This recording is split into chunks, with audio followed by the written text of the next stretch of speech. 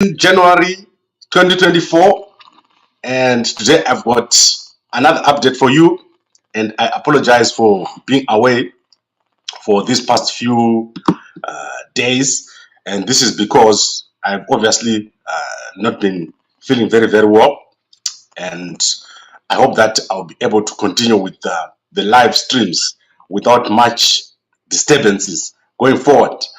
So I want to go through a lot of stories today, and I'll cover some of the stories that happened during the week, as it is important for me to catch up.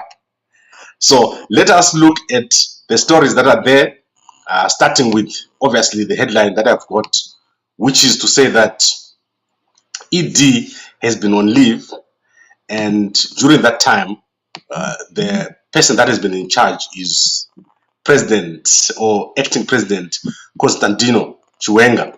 And if you've been following ED, you can clearly see that he is operating under a very different regime than usual. ED has increased the security during his travel to first of all Nyanga, and then also he has not been sharing a lot about his movements. You can clearly see that ED is now being surrounded by more security everywhere where he is. It's no longer like before. If you look at the photos that he shared yesterday, his guards are very tightly around him. He also has security everywhere where he goes, including in the fields. If you look at this time when he visited this field, he's got security soldiers surrounding him now inside the field. It's no longer like before, where ED used to move about freely when he was at his farm. So things have certainly changed. And to make matters worse, General Chiwenga is consolidating back in Harare. He's showing a lot of traction in everything that he's doing. I can share with you a few of the pictures here. This is ED yesterday in Kwekwe. And as I said to you, if you look at wherever he goes, he now has security. And the angles of the photographs can clearly show you that he's no longer moving. He's got a tight security around him. I want to show you an interesting picture of ED with the Wadzanai Manyore here. Wadzanai Manyore runs agribusiness with Wadzanai. And I've always wondered who exactly is behind Wadzanai. Because at one point, I think I made contact with it. That was about 2 years ago, when we wanted to do something in agriculture. And we never got a response. Now it's clear. You can see that is Wadzanai Manyore there with ED. And I think that's Cindy on the right, if I'm not mistaken.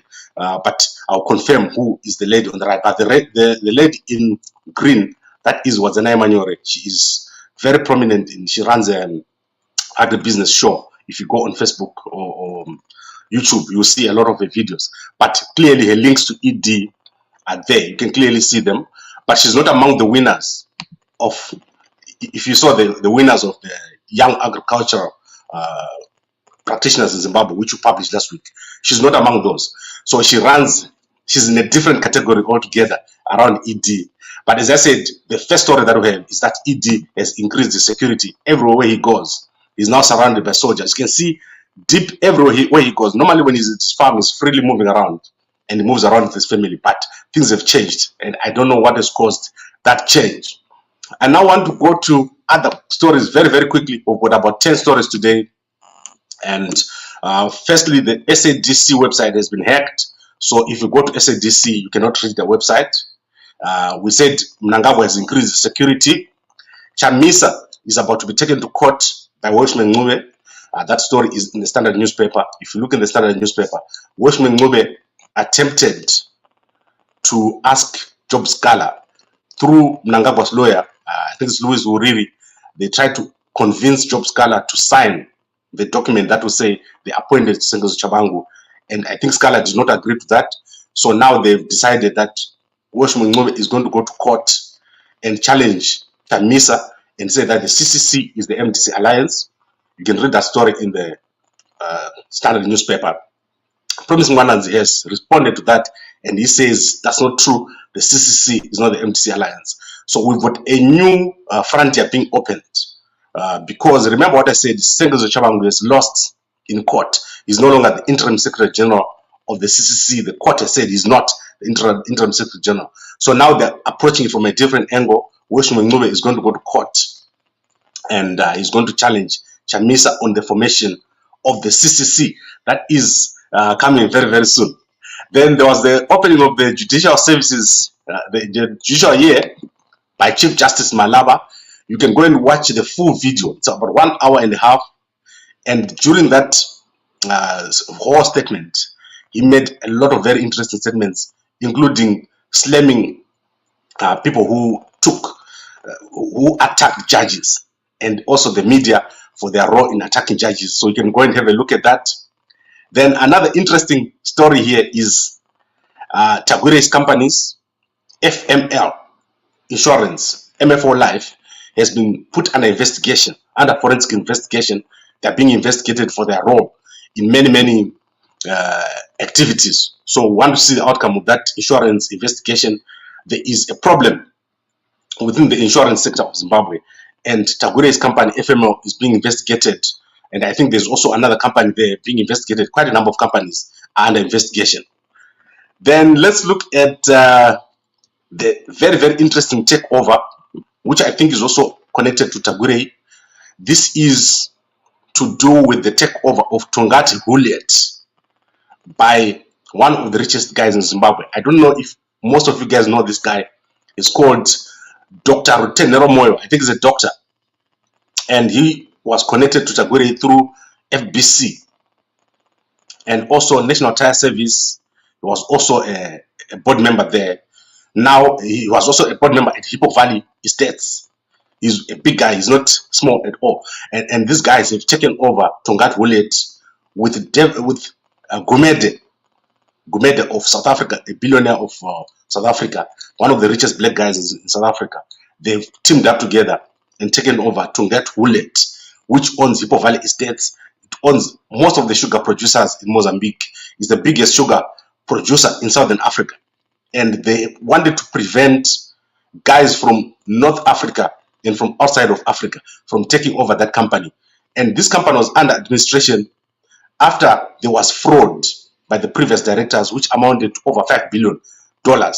And this company then was put under administration, and it has now been bought by this consortium. I think it's called Vision Consortium, which includes Rutenhero, Dr. Rutenhero, who I assume is connected to Tagwirei, because I don't think they've got the funds to run this without such a big guy behind them. So we're seeing the creation of a mega company here. Tagwirei now in every sector of the economy, which is sugar, cement, banking, transport, logistics, fuel. This man is now big in Zimbabwe, and there's no way that Tagwirei is not going to influence the events in politics in Zimbabwe. So third force is coming, and third force is coming for you. It's coming for ED. I don't know if that is why an ED are increasing security.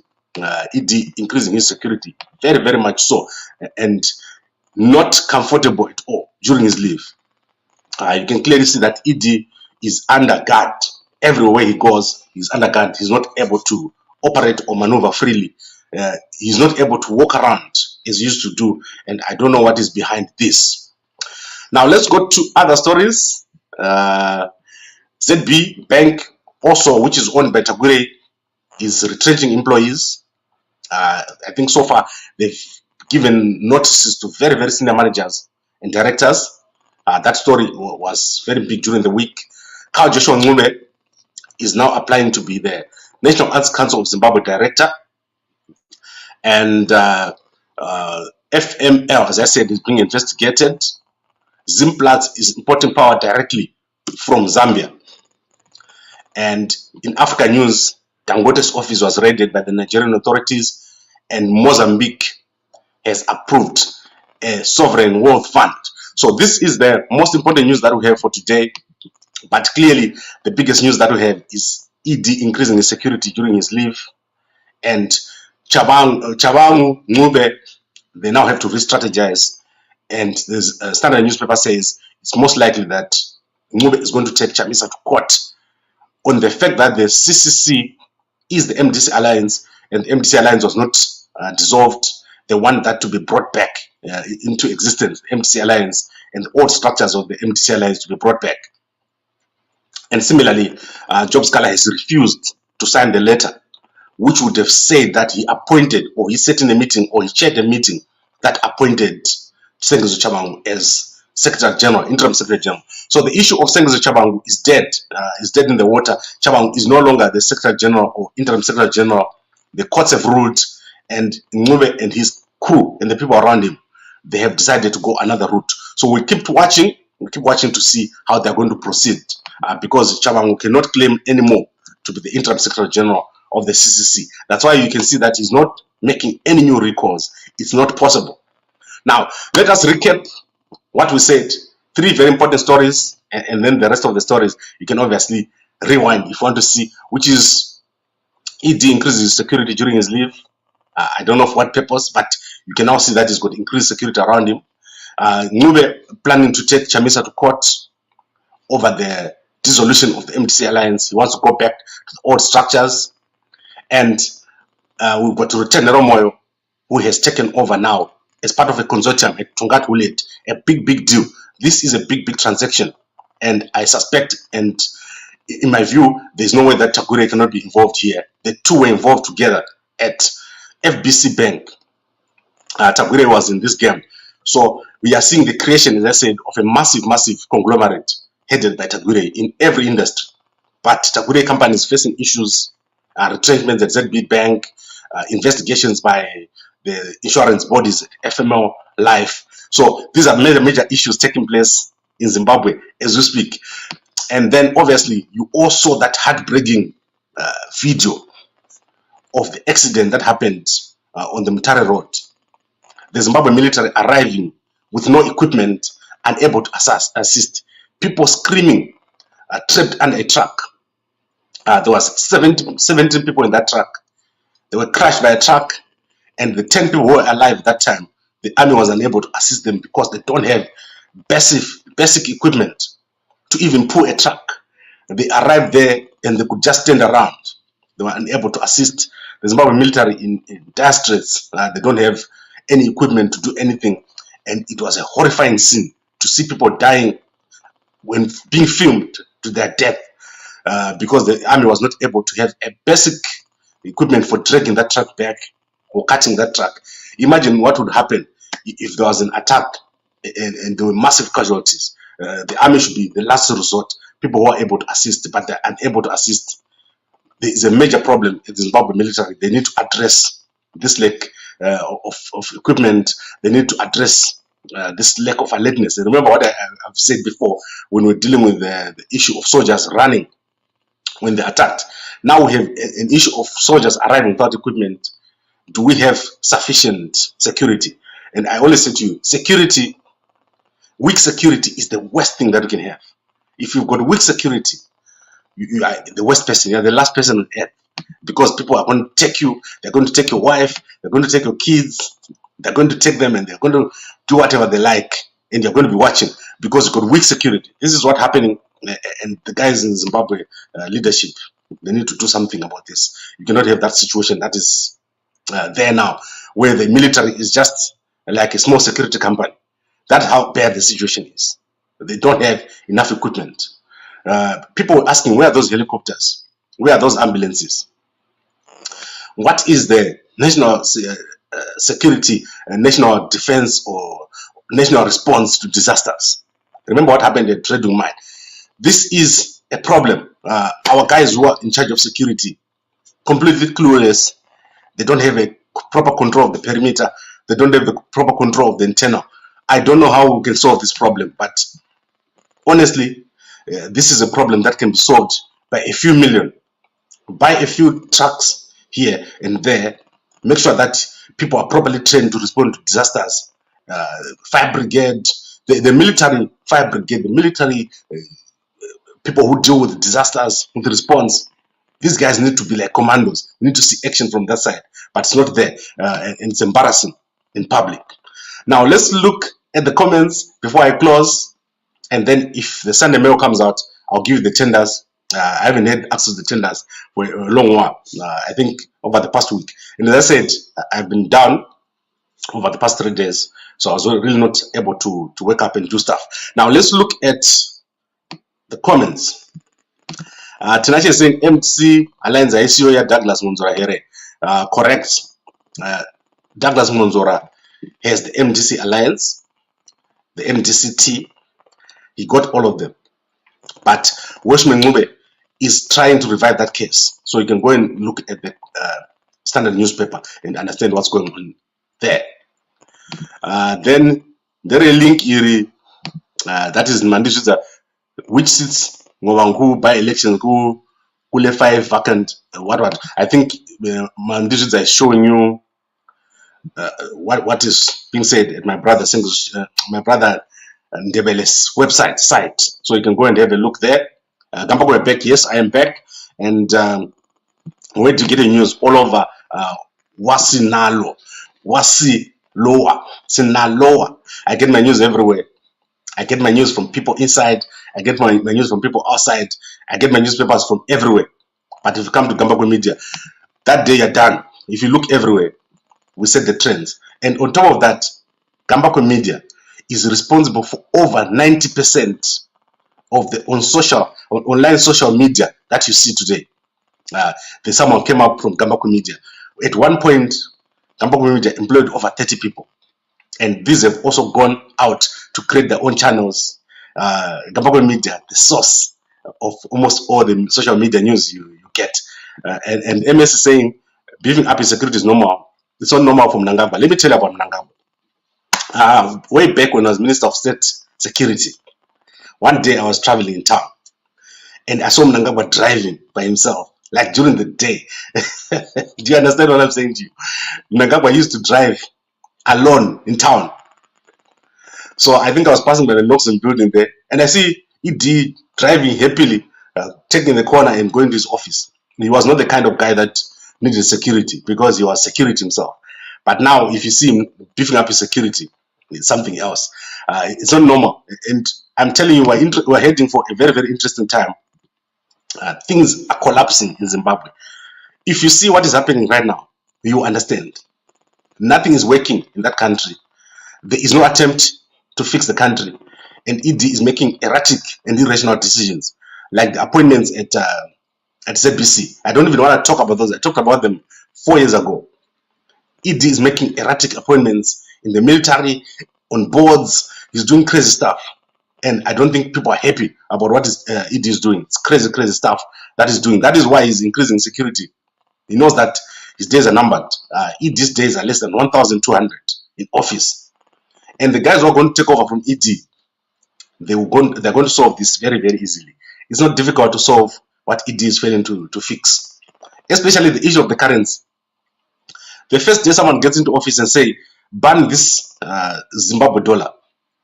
Within 3 weeks, Zimbabwe will be operating functionally to be okay. But you will never see ED doing that. I do not know why he doesn't make that decision. The RBZ in shambles. The guy who's been appointed, they want to see what he's going to do. But clearly, things are falling apart. And that is the reason why people are looking at, when I get in here, what can I do? When I get here, what can I fix? How can I fix this thing? This is how things are happening in Zimbabwe. Things collapsing around us. Right, and I think Edwin is saying, or no. Gambako Media was paying these people. And I'm very proud of our history in the media of Zimbabwe. There is no one that has contributed to this field as much as Gambako has done in this new space of media in Zimbabwe. And I am very, very delighted and proud of our proud history of contributing to social media. We've transformed media in Zimbabwe, and I'm very happy about the work that we've done. Right, I think this is it. What else is trending? TB Joshua is trending. You can go and look at that. I found it a bit weak, that story, because I knew most of all that stuff that is there. You can go and have a look. TB Joshua is trending. And then what else is trending? There is a movie on Netflix by young Zimbabweans called China. If you've got access to Netflix, go and have a look there. The guys have done a very, very good job. They made Zimbabwe very proud. You can go and have a look. It's amazing what Zimbabweans can do, and I think they should do more like that. USAID has sponsored that movie. You can go and have a look. good job to the guys at USAID for bringing up the young Zimbabwean talent. But I think we've ended it here for today. We can end it here for today. I'm going to try to be back very, very soon. As I said to you, I was down for 3 days. I could barely wake up and do anything. But now I'm back, and I hope that we'll be able to push harder for the next few months without any much issues. Right. I think that is it for today, and I'll be back tomorrow with more news, with an update for you all. A good day to you all, and enjoy your Sunday to all those who are going to